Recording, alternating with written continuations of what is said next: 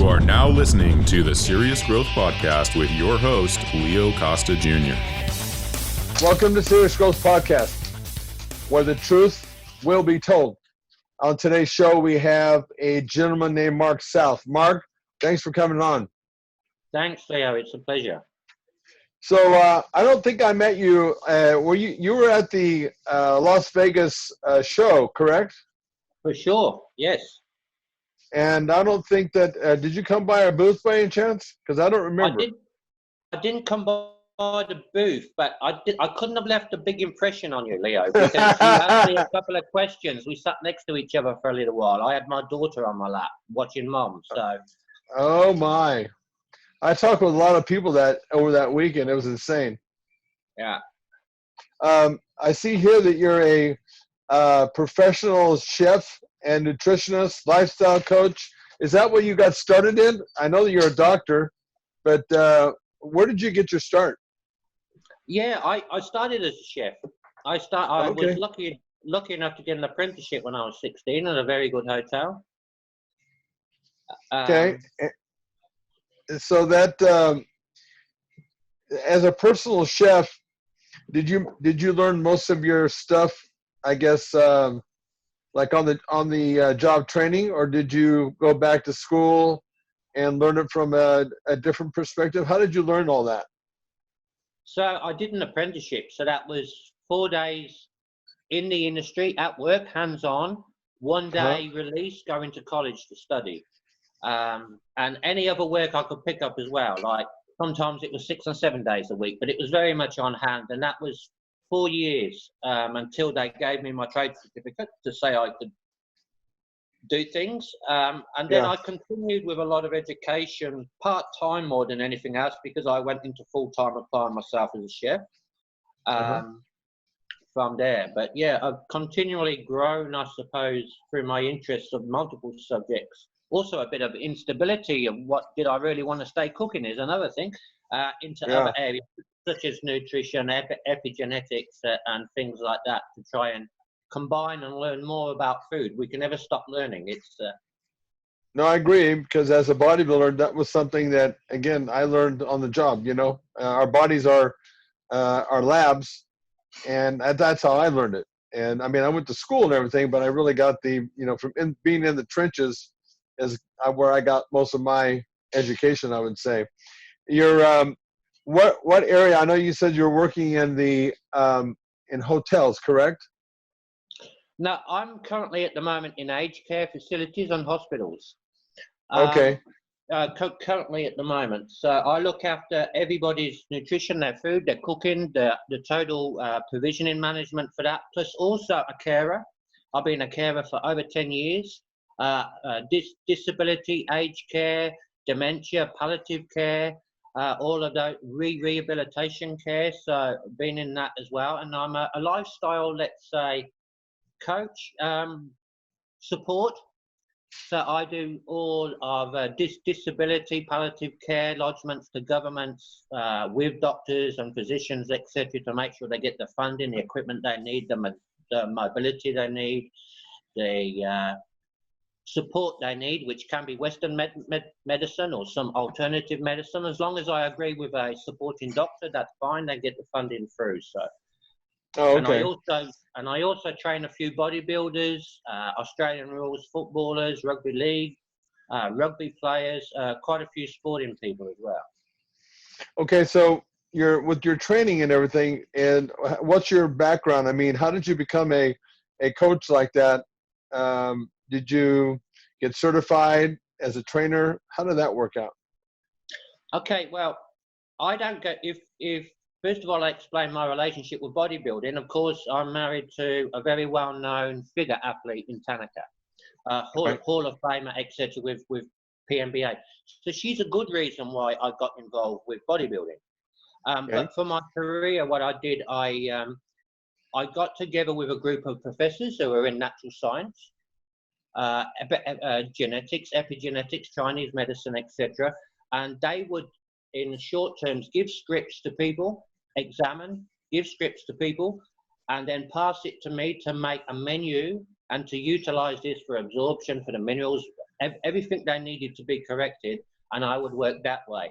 After a while, we've created a platform now which is used in both hospitals and in the public arena, where people can do their analysis, etc. And I'm a food specialist in that way. I studied food chemistry as well, but more from the Chinese perspective as to how food reacts to the body. From that side of things, and I just get guided. So I'm not a fully qualified doctor, but I operate under the guidance and support of a doctor, which gives me a bit more scope because they're approving the majority of things there. And I see. just from being from a young kid, an ex-boxer, ex-cricket player in England, coming from England originally, and a soccer player, I always loved sport, especially boxing. More the discipline of boxing rather than the actual trading of fists. Right. But that whole discipline, plus being a chef, it was something in my life at that point in time. Around about 14, I started boxing. 13, I started boxing. Not that stable at home, not really that great at school, even though I love school, Leo, because my friends were there and attachment, social gathering was there. But boxing and chefing gave me a huge discipline that I think has made me contributed considerably to the change in my mindset and everything that's led me to where I am today. And I was fascinated with bodybuilding, but never really got involved with it. Even Tanika would travel to world events on her own, etc. It's only been the last 4 or 5 years that I've traveled with her. I now fully train her and some other athletes. But she would train herself on the PT side. She's a Bachelor of Applied Science in Physical Education, Rehabilitation and Kinesiology. So I'm not going to tell her how to suck eggs. But we do liaise with clients and share clients. So I do all the nutrition, lifestyle and that with clients, and she does all of the PT and etc. and all of the rehab if that's needed, even though I get into the rehab a little bit. Yeah. Hey, what does epigenetics exactly mean? Epigenetics, it means the expression of our genes. Okay.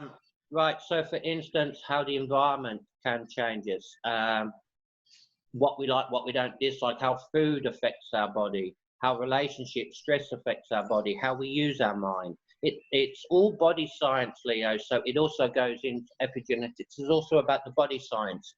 What is a mesomorph? What is an ectomorph? What is an endomorph? What are the traits of these people? What do they need from that structural content to support them? But epigenetics is about, if you have a liver function at the moment, how to treat that liver function, how to get the cells to react, support the cells to support your body. Yeah. I was going to ask you that question about, you were talking about the different body types. So with your nutrition, do you have to change because of certain body types? And if that's the case, what is the most common thing that you have to change between those body types? Okay, you see a lot like V-Shred and that, and those type of people who are coming in now, and they're given a link to body types. I would say by looking at you that you are fairly fit. Well, you've been building maybe on the upper level of mesomorph. So yep. We actually split mesomorphs in half. So we call one an activator and one a connector. And we look at them, well, the mesomorph gene means motion. So this gene builds all of your fibers, all of your tissues, all of your ligaments, etc. there.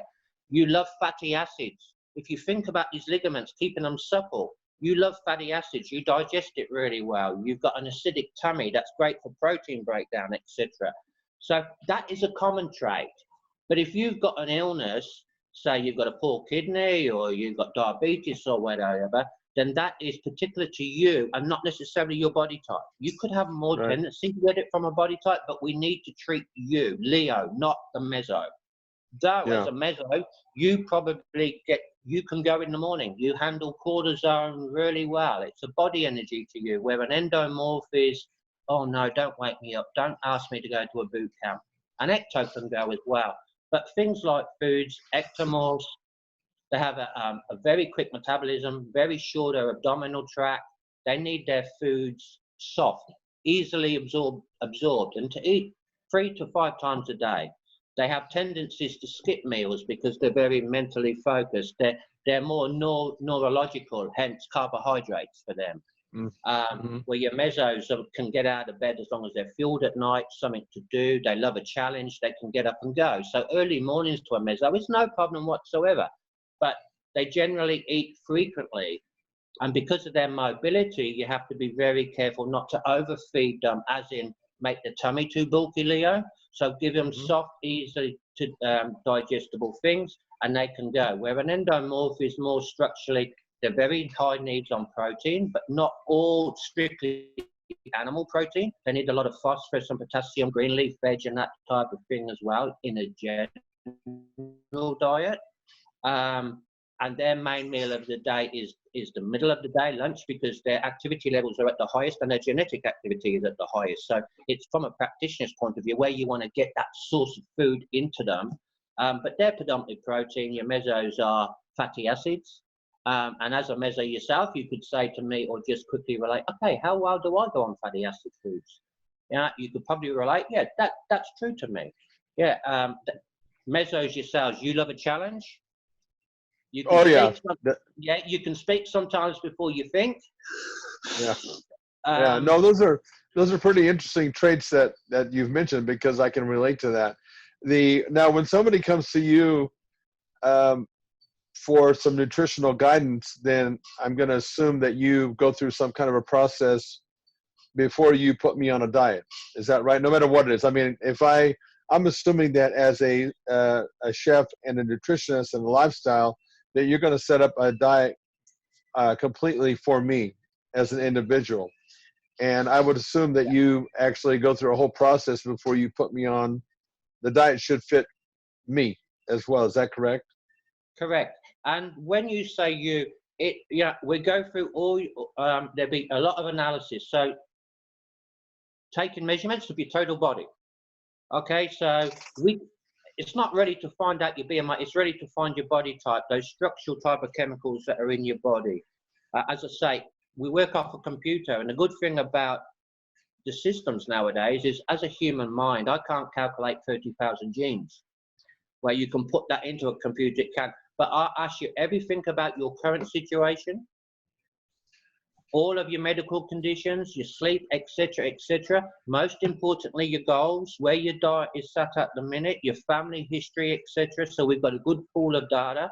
Your goal, what you do in a day, what you need to do currently in the day, what your family situation is for feeding, for sharing meals, etc. All of these things, so that it puts you with the knowledge you need, but also so you can contribute, Leo. One, so you understand what you need to do, but how you can best do it. So you're part of that decision making. I'm the guy just to say, well, it's better for you to eat XXX, right? But how would you want to do it? Then I can step in, whether you bulk cook, whether you personalize cook, whether your wife or husband comes to assist at the table as well. I go around to a lot of family homes to discuss it with total families as well sometimes. But it's very much to style on where you are now, what we need to correct, how we need to balance you and get you functioning optimally, but most importantly, how you're going to phase this into your life. What's the most and best way of doing it? Yeah. Do you do any blood testing to put that in conjunction with all you do that too? Yeah, I mainly use it. The system and blood tests very much confirm each other. Okay, iron foods go up, like at the moment, zinc foods go up. Your zinc levels are slightly low. So the two very much in tangent with each other normally, but also blood tests for tracking, for peace of mind, for verification by the user, the client, that, hey, this is working. So you get that physical feeling, that physical look, all of those, plus your bloods. It's a high, it's a serotonin release when people can physically see the data themselves, because sometimes we don't believe ourselves. So it's great. I have many people come in, Leo, especially bodybuilders and the general public, who come in and say, this stuff's crap, it's really bloody rubbish. Why is that? Because I'm still the same weight. Okay, and you measure them, well, you've just lost 2.5 centimeters off your glutes. Your abdominals have just come in 2 centimeters. Your chest has gone up 2 centimeters. Well, how's that? Well, by cleaning and giving people nutrition, the muscle mass is just full. Their ability to then grow muscle when they're bodybuilding as well is that muscle mass is far more denser than physical body weight. So where they've been tracking on scales tell not exact, I won't say lies, it is what it is, but they don't tell the truth as to how our body composition is changing. Right. And what I'm saying is that type of verification is showing them and say, look, have a look at the tape measure. It is what it is. Wow, they go out, you know, this is real positive. This is real step forward for everybody who goes through that to say, yes, this is working. I didn't notice it myself. And then they will start to be neurologically aware. Mark, you're a pain in the ass. I've got to change my wardrobe. Hey, you asked me to change your wardrobe and to, you know, the size is coming down. So. Yeah. Okay. So as relating to bodybuilding, what is your stance on how much protein a bodybuilder should get compared to the average person, for example? The average person is very light. 0.7 is more than enough. I mean, we need protein. You know, the protein, our body will regulate this protein for the amino acid change. But a bodybuilder, well, for instance, Tanaka is 54 kilos. She eats 5 times a day, sometimes 6, and she would have 0.8 on a very low day at a minimum. But she's regularly around about 1.3, hence fatty acids. So she loves a meat. Okay. But generally, 0.8 to 1 is a starting point. And the thing that I do, Leo, is that every single person is unique. And I'm very lucky that every person that comes through my door is a learning curve. I know nothing about them until they tell me about themselves. They're a learning curve. They're their own journey. So as they go and they feel better or they give you feedback, you tweak continually. So a very big part of my practice is that keeping in contact with your client, whether that be phone, text, message, they don't have to keep paying you. So you pay me to maybe see me fortnightly or monthly, whatever the agreement is, or the sporting director of the sporting club agrees. But between that time, give me continual feedback so we can keep tweaking these type of things. But generally, when people learn about themselves and get nutritionally good, and the body is more effective, like the liver's working well and supported, the kidneys are working well and supported, you tend to get more out of it. But I've had one person endo on 1.75, but his mass is considerably terrific and he needs it. But I've had to give him a very broken down meat, like that quantity of meat for him. It's a lot of fish, his beef, his venison, etc., his oysters, which are easy. So his beef and venison are ground down, so he's not getting, because he has a tendency himself, I think, to cheat the odd now and then, to get blockage in his arteries, which we need to clean out quite often, which is a protocol on how to do that. But basically 0.8 to 1 is a starting point. But with like lighter ectos, it's the timing of these meals as well, very important for all body types, especially around training, etc., or post-training. But for ectos, not so much, but more frequently, because they're not going to utilize their muscle mass. You know, we want the muscle to be calling on the aminos, to be using it directly, not to turn it into glucose or ketosis stuff. So they can only really hold 18 to 20 grams in their muscle mass as they got there. So to them, it's smaller portions of protein, but more often. Okay. I ran across some literature at one point that actually said that eating, because you're talking about eating 5-6 meals a day. I ran across some literature that said that actually eating fewer times a day was more efficient. And here's what the literature said. And physiologically, I thought it made sense, but I want to ask you. It said that when you eat less, because your body, when it's resting or at night, it's always secreting enzymes and, from your liver and your pancreas. And it said that when you eat fewer times a day, your body then is forced to release more enzymes and lipase and all that kind of bile. And it actually makes your body more efficient. Do you agree with that or disagree? I don't disagree, but I don't fully agree. I think coming from the principle of this, Leo, when your body tells you it's hungry, I treat this as a signal that it needs nutrients. Okay?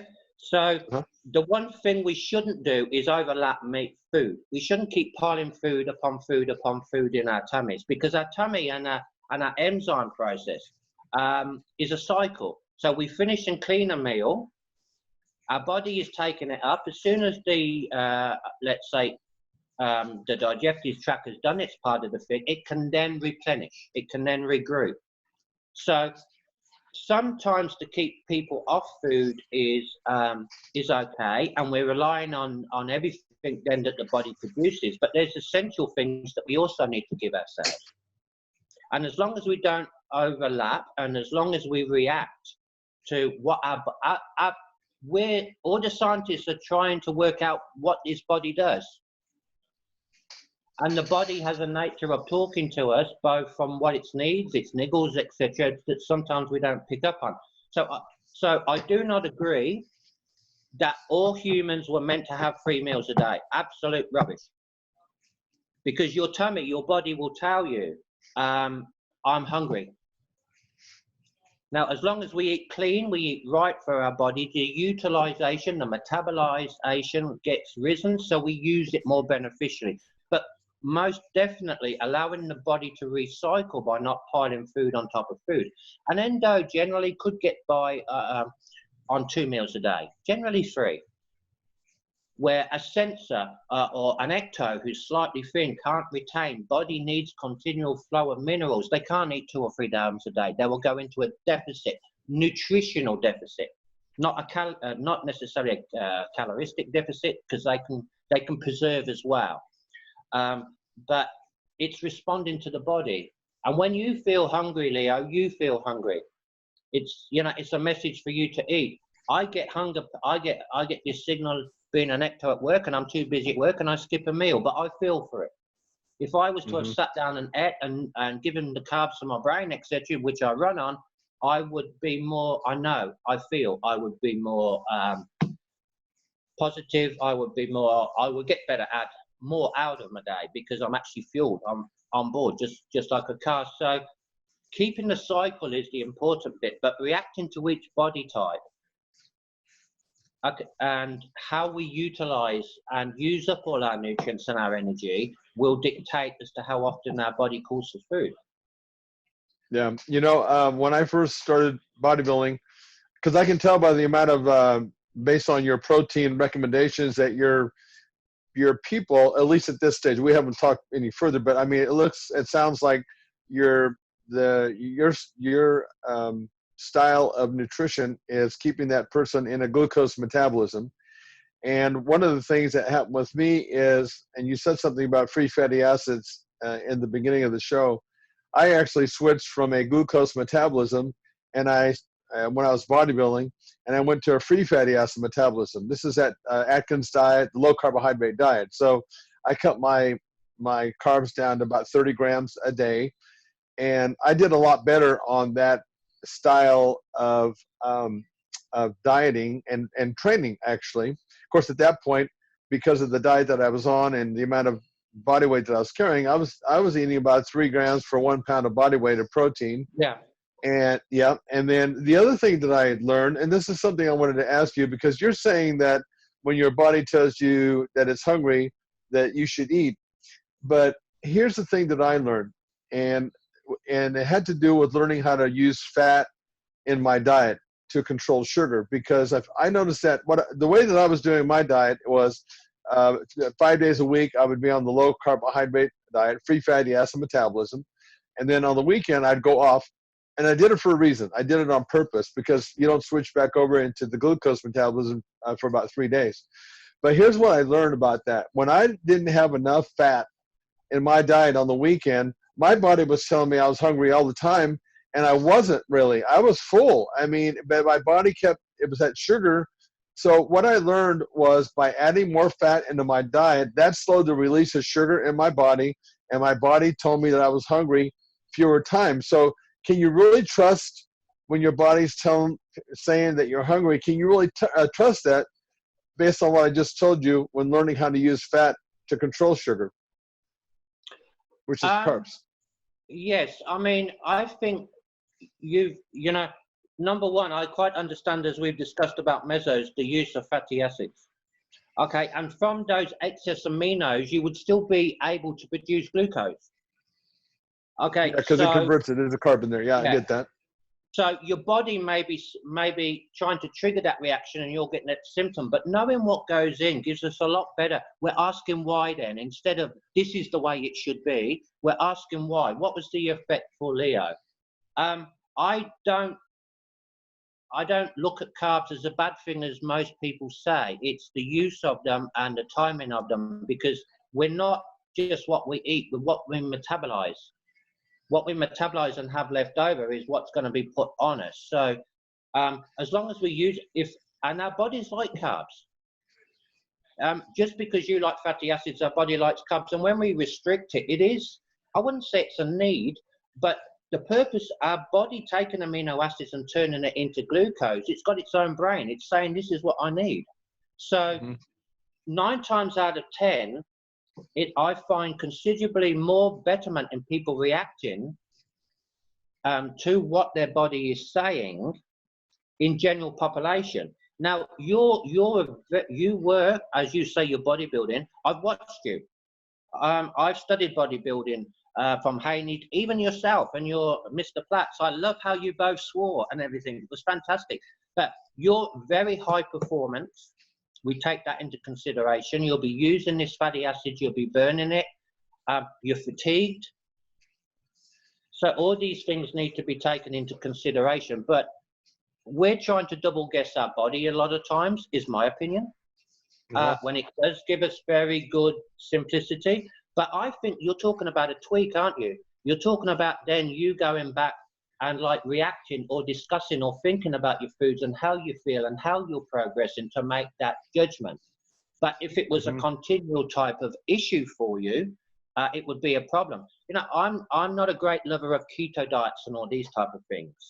I'm not particularly favorable of any diet, more particularly favorable of nutrients for what the body is asking for to balance the body out. So there's not one diet that's going to fit everybody, but the principle of sticking on something for long enough, being persistent, it does get rewards. Whether you can keep that in your life full time, Leo, is different.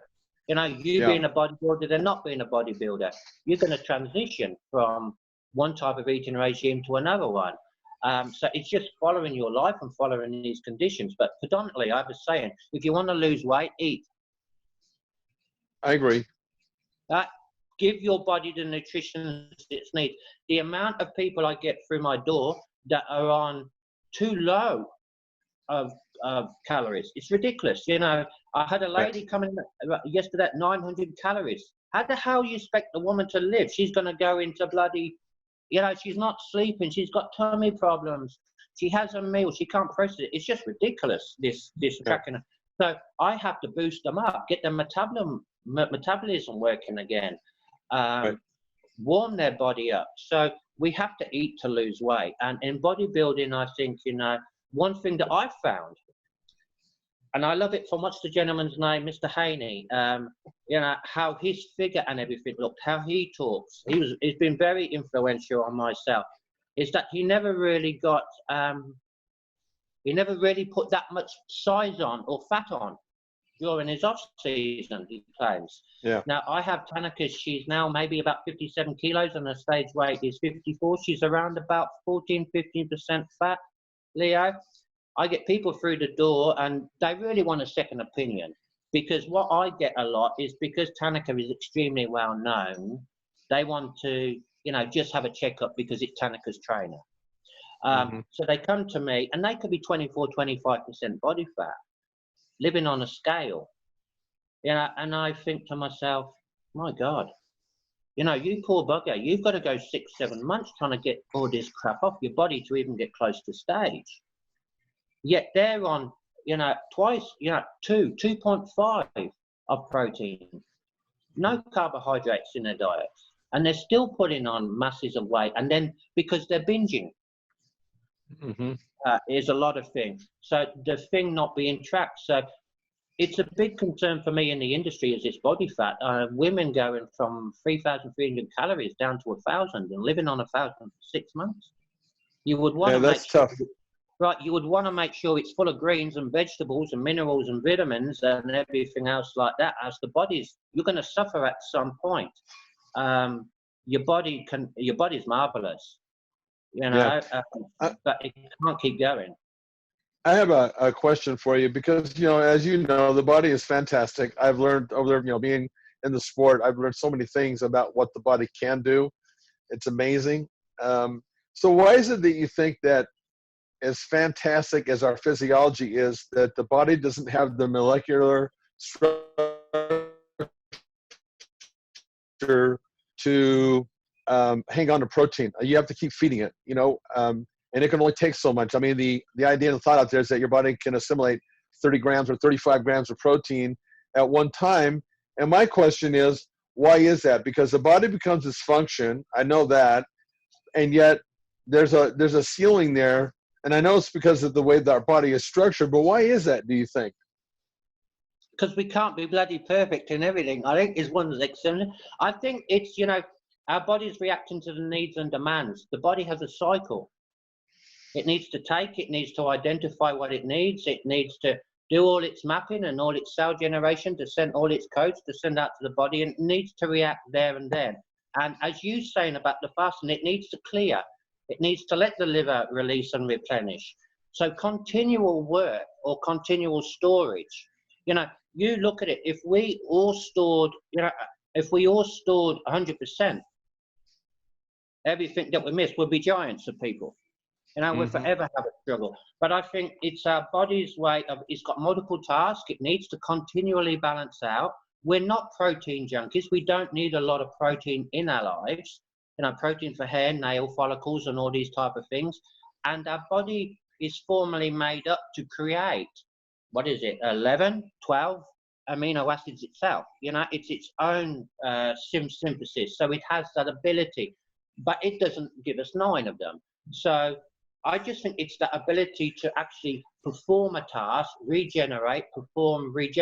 It's a bit like us saying, well, for a bodybuilder, there's 3 things that are primary concern to you: food, gym, recovery. Yeah. Okay, and our body's saying food, recovery, rest. For both the body and itself, so it can regulate, so it can go through and flush your liver out. It can go through and do all those circadian things that it does during the day. It has its own cycle as well. So, yeah, interesting. Now, when it comes to I see that you work with people that are disabled and of course aged. But for people that are disabled, do you have to construct, or do you feel that by creating a very specific diet to the disability, do you think that actually is beneficial? It's a blend. And Leo, let's put this, there's a lot of people coming up with lifestyle coaches. Depending on where the person with disability is sitting as well. Look at the person. I have a couple of clients that are going through, just come out of accidents, Leo. They've become disabled. They're reacting to life. Food isn't necessarily high importance on their list at the moment. It's running around, seeing all these doctors, physicians, etc., or having them come to them. It's dependent where they're at. I may give them a little bit more fat and a little bit more pleasurable stuff, because stress is a real killer. Yeah. Right? And they're changing their lives. It's horrific. And listening to them, allowing them to still make decisions for themselves, even though they've got some, they can't use a certain part of the body. It's more important to show them motion and that they can still do things. It's a bit like, yourself from your rehab. It's up to you to do that, really. And we encourage, we coach, we don't do for you, we support you to do, but it's really for you to do. So that emotional state needs to be taken care of. Which one's more prior? If they have a bit of ice cream and focused on this, if that balances out for a period of time, we can always pick up. You know what I mean? So it's a bit of a balance. You've got to look at the individual and where they are. But yes, for sure. I know a IFBB disabled person, just gone on stage, just won the Australian Gold, IFBB Disability Lawrence. Food is 100% on his list, and he conforms like anything. He's a terrific lad because he's a bodybuilder. Mm-hmm. Where he's a PT, so he's a PT as well. So a mobility chair to get around, do his work, to encourage his motion, to keep him moving. Equally as important as his food, balance of life. And he's thriving. Of course, if you win a gold in IFBB, then you've got to be some type of great sports person. So it's dependent on that person. Again, there's not a straight, let's say, answer to you. It's based on that person and that condition. You know, I would take you to another area, Leo, palliative care. Had a family the other day say to me, we didn't like that you supported Mom to go to the beach with her friends where she had champagne and scones. Wow. The mom's, think about it, the mom's in palliative care. It's a wish of hers. It's a pleasure. It's a live treat. We need to balance and be sensible. The glow, the speech that she told everybody when she come back to the care facility about how she enjoyed her day. People were saying, oh, you should do it more often, maybe, sweet. I shouldn't have used the name, sorry. You should do that more often. You look on top of the world. Yeah. So it's food for purpose. Yeah, It's I like that because, I think that's a smart approach actually, because even in my studio here, because I still have one studio where I have clients here, about 200 clients, and I talk about that all the time, because I tell them you'd be surprised that more bodybuilders.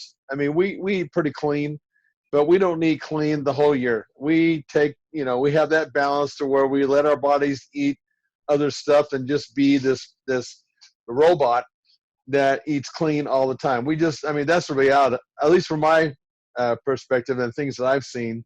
And you have that group of people that are always eating clean, but for me anyway, it was that balance really made it something that I needed to do for my own sanity. I have another question for you, because this is something that I experienced firsthand. 8 years ago, I had 3 strokes in 3 weeks that paralyzed me, and I recovered from it. And of course, food, all I did was revert back to my training, in bodybuilding and the whole thing, and nutrition. And the doctor told me, because I never had a hernia, Mark, until I tried to rehab my paralyzed body. Mm-hmm. And because I was straining that hard. But anyway, so the point is this: I had to go get a hernia surgery. And they did a bunch of tests on me, and they found that I was, at that point, I was 56 years old. And they said, well, you're 35% blocked, and that's not bad. We don't start stenting and taking care of, stuff like that until you're about 70% blocked, which I found was just astonishing. But anyway, my point is this: I wanted to see if I could reverse that 35%, just making some tweaks in my diet. And I did. And so I actually reversed heart disease by about 15 to 20% in 1 year. I had less than I did before. And this is where I learned that, at least for me, that compartmentalizing certain foods together. I really incorporated intermittent fasting. And for me, I actually found that I could get a result. I think that's pretty powerful as to what nutrition can do, because my training really didn't change. I've always maintained my training. I don't obviously train as a bodybuilder any longer, but also all I did, which gave me a really accurate way to determine, what it was that I actually did. So I could really, hone in on the fact that it was all based on the way that I designed my nutritional program. But that's how powerful, I guess my point is, how powerful your diet can be if you know how to use the macros, right? For sure, and what supports that. I do a lot of rebalancing, and I use a lot of Chinese supplements as well, licorice root and all those type of things. But it's, our body reacts to it. It's why we have reactions to food and we have allergies and things like that, is that food entering our body is chemical. It gets transformed into how the body wants it, how it wants to use it, and it's really powerful for us. And it would be aware of certain things and changing your diet to for whatever nature is in you, it's extremely powerful. Yeah. And once you see it and feel it, Leo, that relationship really sticks with you. Because it's your own body, as you're saying, you should, I won't use the word preach, as in, but you should be, very happy with what you've achieved, because you're basically a good medical example as to how somebody with 3 heart attacks bounces back to find his quality of life again. Yeah, yeah. It was actually 3 strokes, but yeah, you're right. Oh, I mean, yeah, because the thing that was pretty astonishing was that only 10% of the people that have strokes make a 100%, almost a 100% recovery. So I mean, it doesn't take rocket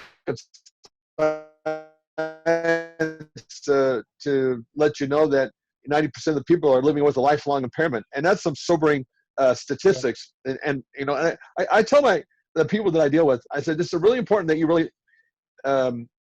really pay attention to all the stats out there, because you need to face, the potential, your enemies, or the downside. It's because when somebody looks at that could just run you off at that point. But yeah, you're right. I mean, it was a testament, and I was even surprised at that because I just didn't expect that. I mean, as a bodybuilder, I know that at training and food, the way you use it can make a big difference. But when you see something like that actually happen to that degree, and to think that it was part of the reason why I made the recovery, I mean, I still think, the doctor always told me, they said, you don't know that you're a miracle. Because it didn't even set, in my mind that I was any kind of a miracle. I didn't get that from them. It was just another, and this goes back to the mindset of an athlete, a warrior. It was just like, this is something else that I have to overcome. And I think that that definitely played a role in having that athletic mindset. Yeah, I think I 100% agree with you. It's that ability. I think a lot of people, a lot of people I see, they live in a world of lies. People putting them down or not feeling capable. We're all brilliant people, all of us. We all have something that is terrific about us. And I think bringing that out in people, you're right, you being a sports person, especially with the style of trainer that you had, I mean, he doesn't step back. If you need pushing, he's the best person to push you. I've seen the videos, yeah. Fantastic. So you've got that discipline and that hunger, but more that knowledge that you can achieve. Yeah. And when you've got that positivity and you've got that belief in yourself and you've got that positive energy going through your body and a non-acceptance, there comes a non-acceptance time at some point, that reality's got to be faced. But you've got that drive and that passion. And I share with you, fellow medical people will say to me, oh, what? You support bodybuilding? What? Like a real negative. And it's so easy for me to turn a negative and say, what's wrong with muscle? Isn't it one of the most healthiest organs in the body? Like muscle is health. We got problems with fat and you're knocking muscle. Yeah, but it's the other stuff they take and they're too high up. So this is a lack of knowledge. This is a lack of training. Yeah. This is a lack of being aware of how an athlete, a bodybuilder, really does look after themselves. Yes, there's always going to be variances left, right, but the predominant, it's maybe information they don't know if it's something that they're doing that say could bring a little ounce more betterment. It's not their will to be unhealthy. Their will is to be healthy, right? And I think getting anybody from kids, from everything, from even aged care, especially still moving and motion, it's health. If you've got diabetes, you need to move. If you've got tummy issues, you need to move. Everything is about mobility, moving, eating right. And and I love it how, I studied it a lot. Around the 70s, 60s, 70s, 80s, 90s, the only literature I could find on bodybuilding was written in a bodybuilding magazine by the actual user themselves. So that's suck and see type of treatment, I think. But you've got some people who did really, really well in the profession. You could believe, you could go along with. You had a base, you had a copy and paste. Was it fantastic? Well, no, because all the literature at that time was all on cardio training. Right. Okay, but I think the more and more that bodybuilding, and I get it now, I get like an Australian rules footballer. They jump, they come, they have about 16, 20 different positions, I think, is that a sports director will be quite straight with me. Mark, I want this bloke to keep his speed. If he loses his speed, you'll never get any more work. But I want him thicker set around here, so when he challenges for the ball up tight, he's got a bit more weight there. Or I get a boxer who's a real good boxer, but he just wants a little bit more weight behind his punch. So it's very dominant, focused muscle, but keeping an eye on his speed. But bodybuilding, the use of weights in composition, it's very much a change, I find, Lee, and I don't know how you feel, that weights are more applicable in modern day sport than they were in the 80s, 90s, and even 70s. No question. Was like a derogatory nature about them, but now we're using them considerably, especially to keep muscles healthy. Yeah. Yeah, as a matter of fact, one of the things I learned of the trip I took to Bulgaria in late 80s was that's why I learned sports-specific training, and you're talking about that right now. And that's a game changer because, you know, most people at that point, it's hard to believe it now after all these years, but back then, a general exercise routine in the weight room was basically 5 sets of 5. It was just pure strength.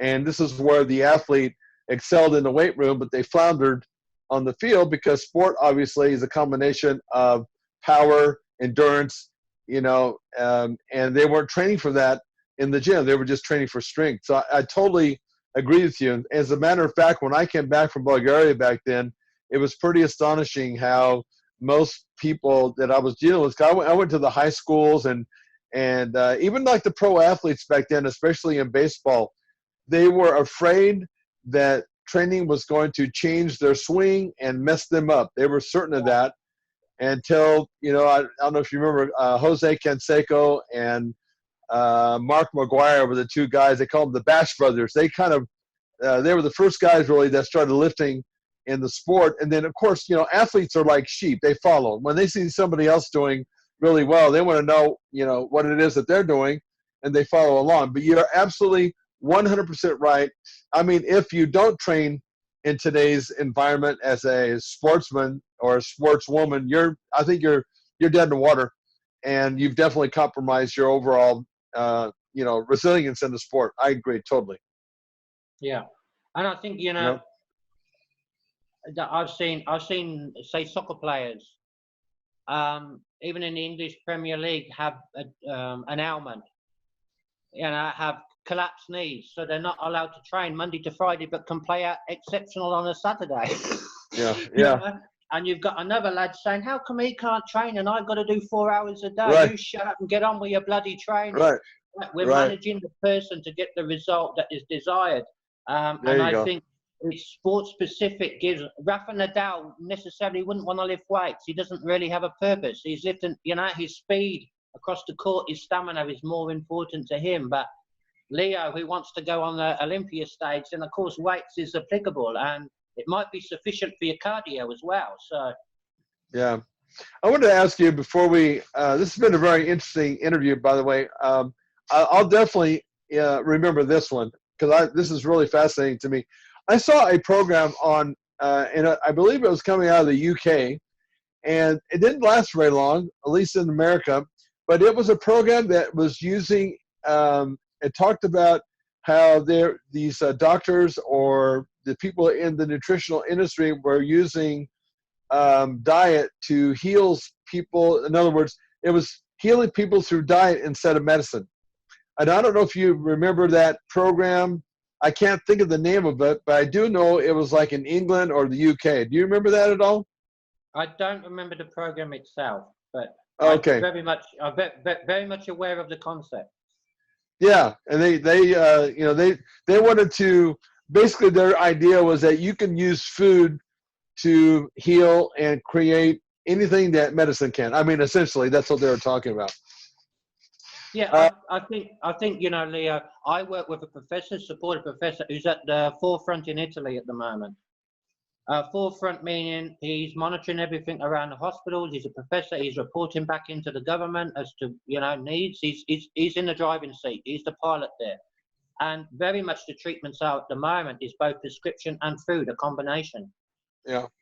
You know, and I think again, balance in life.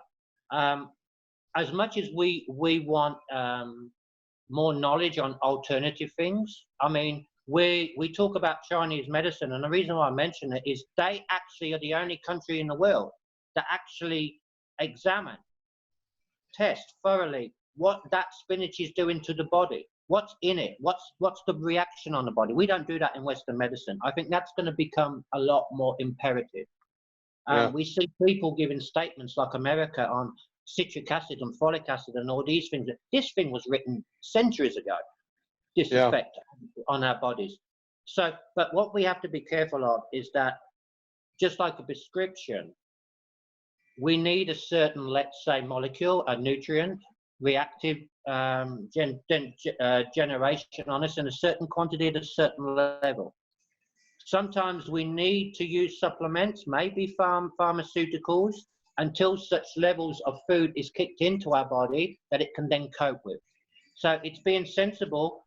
Western medicine has brought some tremendous procedures and standards and framework around things. I mean, Western medicine is not bad. I'm never knock it. It's saving lives every minute. Now, I think a combination of everything and realizing what food is, it's disappointing. You can't go to a doctor and get told what you should be eating. It's not in a doctor's training package. That's exactly right. You know, you're one of the few people that understand that. Right. Yeah, and there's not enough emphasis. I get a lot of work from health organizations because what happens is you've been in hospital for 4 or 5 days, you can't wait to get out. So when they give you these talks and these leaflets about your health and about what to do, your PT, your nutrition and everything, do people read them? Do they? How? They want to see their husband, their kids, their mom, their auntie, their uncle. They want to get back into society again. Then 2-3 weeks later, they think, oh shit, is that what I should be doing? Oh, right. Yeah. But I don't get this. It doesn't mean anything to me. Yeah. You know, No, so I think it's not that in the medical trade we're poor at it. It's just that the timing of it is a little. We should be scheduling people back in to go through everything and then to talk to them about a plan, how to go forward. Very much food plays a role, and food's playing a role now. I think it will come more to the forefront. You know, and the other thing about it is I used to represent food service. I used to sit on government steering committees in Australia for the development of like meat, agricultural things. And, you know, we're bastardizing food. Scientists are like with wheat, trying to get more yield or more tolerance to certain conditions with no care in the world about health. And if they say they do, then how come they degraded it? Yeah. Right? Bread was a living source X amount of years ago. Now it's absolute stodge. It's like me telling every athlete to live on protein powder. Yeah. You know, right? So we've got to put back this balance of health into what we need economically.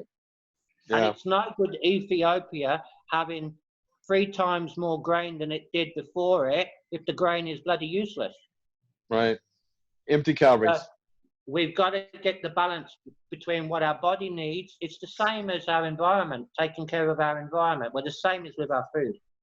Right. And instead of us supplying, supporting and having them have a monopoly, these big food industry, pharmaceutical people, we need to be giving back to the farmer. Yeah. So he can do the right thing. He can make the right margin. He can grow the right stuff for the body. He can get the feeling of satisfaction. I still go out to agriculturists in that grain area, and they're as pissed as anything at the way life is. Yeah. You know. Interesting. Yeah. And that's the kind of stuff that, you know, the average person really doesn't see. And we just, you know, we just eat what's in front of us and don't give it a second thought many times. And we need more people like you in the industry. Yeah, but it's also that we as people, voting people, we presume they're doing the right thing. Yeah. But also when we know they're not, what do? We have to go to, we sit here and say, oh God, we got 3 idiots to vote. Which idiot do we vote for? I'm a vote hopper. I don't vote for one all the time, like my father. Right. I want to know what they're going to bloody do so I can hold them accountable to what they're going to do. Right? Is that we need to scout. I do retreats and health retreats, and I went to Arizona and I go to the checkout. I said, what's this here? She said to me, it's the tax. I said, I've just bought fruit and veg. She said, yeah, you're taxed on fruit and veg. And then the following day, I get on a phone and a hypocritical, poor, pathetic doctor is telling America how bad they are with obesity and how crap it is and how you're all going to die with no, this is what we need to do. Why? Right. Why? Yeah. We all know obesity is high. Why do we need a doctor to tell us? Well, we need the doctors to not cure us, but to prevent us. If they were paid to keep us out of hospital, to keep us out of their surgeries, it would be a completely different strategy, let's say. Yeah. Well, but we slipped looking after ourselves. I used at one time, because I pay attention to numbers, and I thought, why is it, sometimes I just use common sense. And I thought to myself, why would I want to go to my doctor whose average lifespan, if you take a look at their lifespan, is lower than the average person? Why would I go to them and ask them about nutritional advice? And again, I'm not saying that there aren't doctors out there that are brilliant when it comes to nutrition, but I think for most of them, less than 1% is in that area, and they don't take the approach that you're talking about, which is what we need as a society. I totally get that. Yeah, I think also, Leo, a broadening in bodybuilding, something that I'm interested in, but I find at the moment a bit of a blocker. Coaches stay extremely independent is my impression. Right? You come to me because I'm better than that other coach. You have some coaches who are expressing themselves a bit more, but I think as a coaching community as well, we need to share. Yeah. No coach is bad, I don't believe. Every coach has got the heart to present. And my purpose is that what our job is to not only keep them healthy and fit, is to raise that standard on the stage. Yeah. My wife won Olympia 3 years on the trot, from amateur transition to pro. She needs to keep improving because the field is improving. They're catching her. Right. They've overtaken her now. So she needs to say, up you young'uns, I'm coming back. And she knows about the mindset, what it's going to take. She hasn't been able to due to some other illnesses that she's had to help. But the realization what you need to do, and us exchanging things, being more friendly, having two nutritionists together, you don't have to agree, just in a discussion. I think this would be very healthy. And I think also we go to doctors that have their field. Yeah. They don't talk to you outside of their field.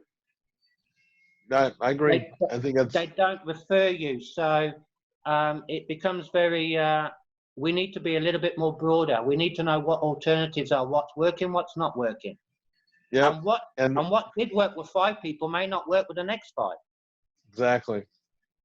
And the guys that are really legit in the field out there, they understand what you're saying. The ones that are closed-minded and don't want to, share information and pass it forward, those are the people that really don't have a command and have enough experience in the field. But anyway, listen, Mark, this was a fantastic interview. You were very informative, and I appreciate that you took the time out to be on the show. It's a pleasure. Listen, I'm not I am, so it was good timing. Yeah. Is there anything that you would like to promote on our show to our viewers?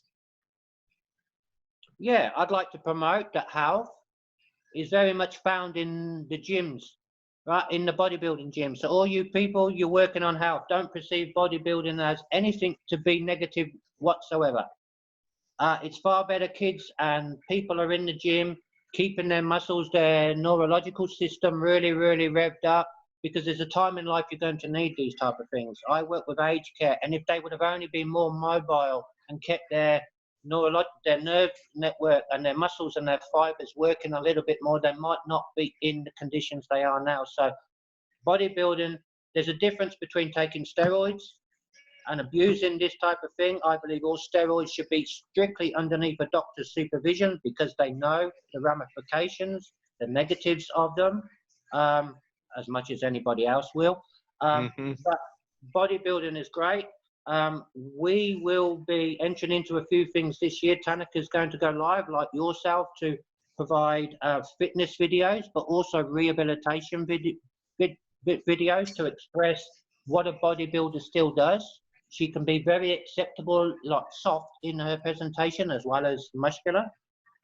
So it's going to be to educate the new and up and comings. We have we work very well together. A client comes, we sort out the PT together, we sort out everything. So they have a total management suite from which physio we suggest, which specialist we suggest in certain areas as well. We have that network around us.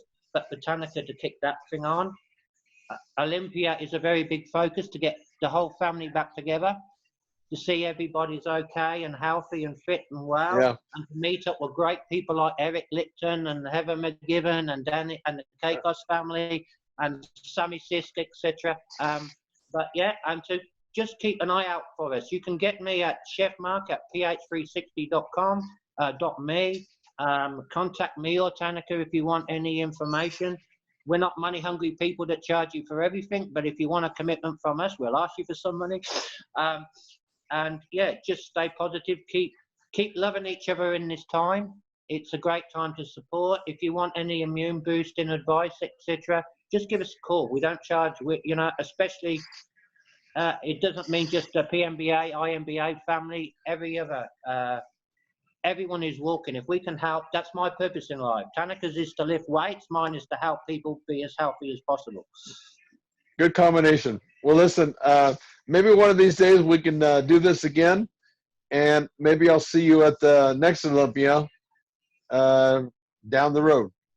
I'll be delighted to come back on. It's been a great pleasure and privilege to be on your show and to actually meet you and talk to you, where you're going to remember me this time. Yes, sir. Yes, shame on me. We will meet. We only at the moment, our focus is to hit the next American event we can, main title event, Olympia or the Worlds or something like that. But I love America. We just don't spend enough time there when we come over.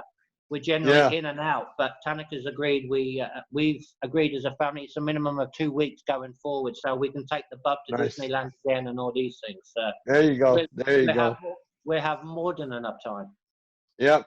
Sounds good. All right, Mark. Well, you take care of yourself and best of luck. Take care. God bless to you all. Bye-bye. Bye-bye. Thanks for listening to the Serious Growth Podcast. For more episodes like the one you just listened to, subscribe to us on your mobile podcast app and leave us a review. If you'd like to reach out, you can find us online at seriousgrowth.com. Until next time, train smart and train hard.